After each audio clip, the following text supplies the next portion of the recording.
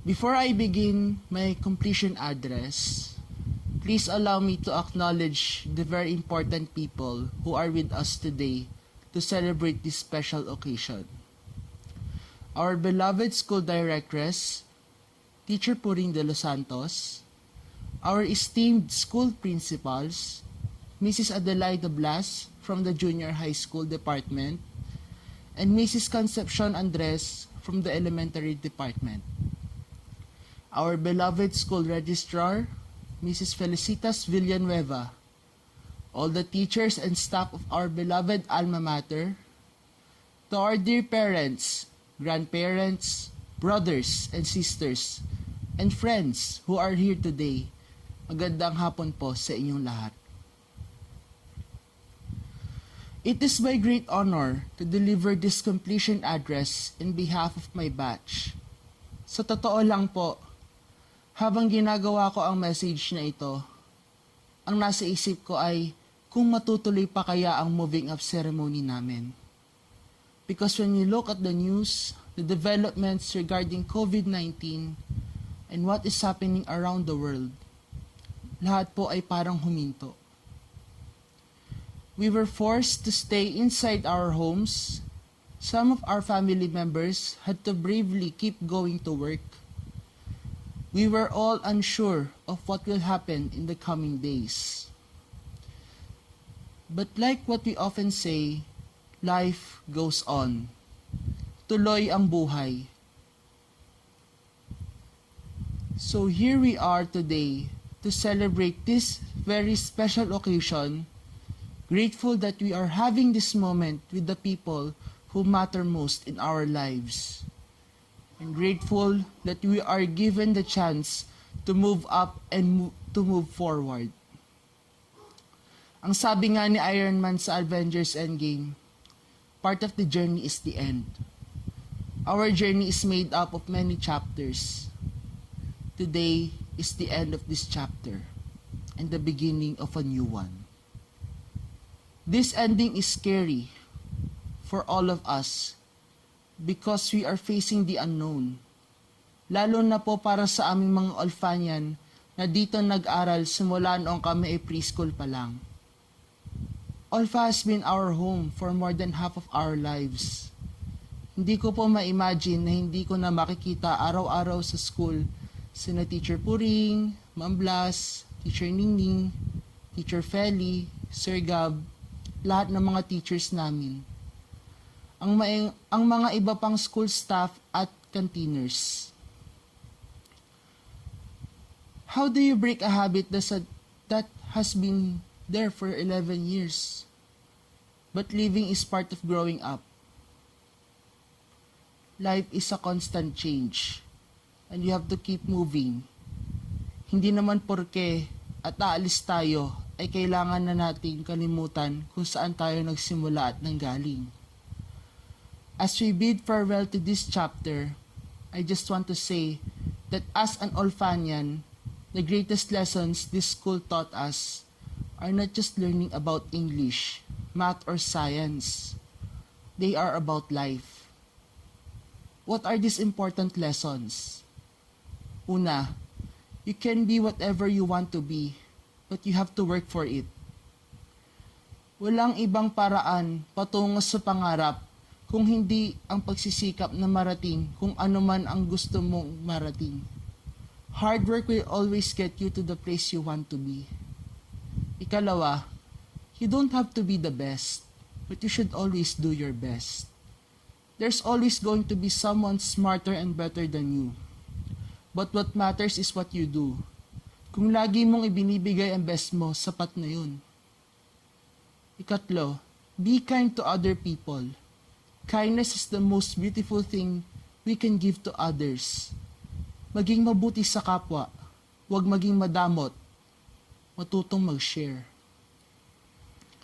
Ikaapat, teamwork is important. All those group projects taught us a precious skill in life, teamwork. Mas malayo at mabilis mong mararating ang gusto mong tapusin basta nagtutulong-tulong. Kalima, mistakes are fine, as long as you learn from them. Parte ng buhay ang magkamali. Hindi mo laging mape-perfect ang score mo sa mga exams, pero gagawin mo ang best mo para mag-aral ng mabuti, para mabawasan ang pagkakamali sa susunod at hindi na maulit. Number 6. Everything starts and ends with family. Lahat ng gagawin mo ay para sa magulang mo, sa pamilya mo, na unang-unang dahilan kung bakit ka nagsisikap. Para sa kanila ang lahat ng gagawin mo. Number 7.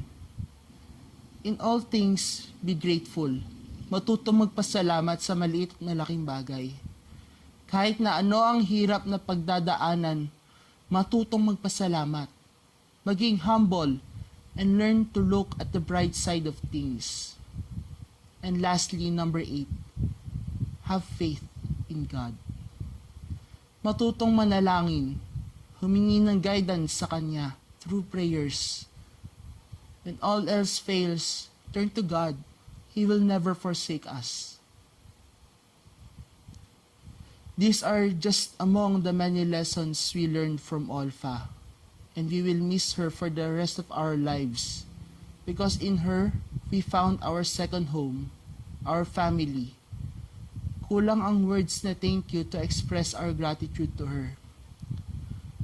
I also wish to take this opportunity to pay tribute to the most important people in my life, who made those sacrifices for me in all my years of studying here. Sa aking Mami Puring, salamat po sa pag-aalaga mo sa akin. Kuya Janus, ikaw na muna ang bahala kay Mami Tipi. Sa aking Nanay Nene, na butihing ina ng daddy ko, maraming salamat din po sa inyong pagmamahal sa akin.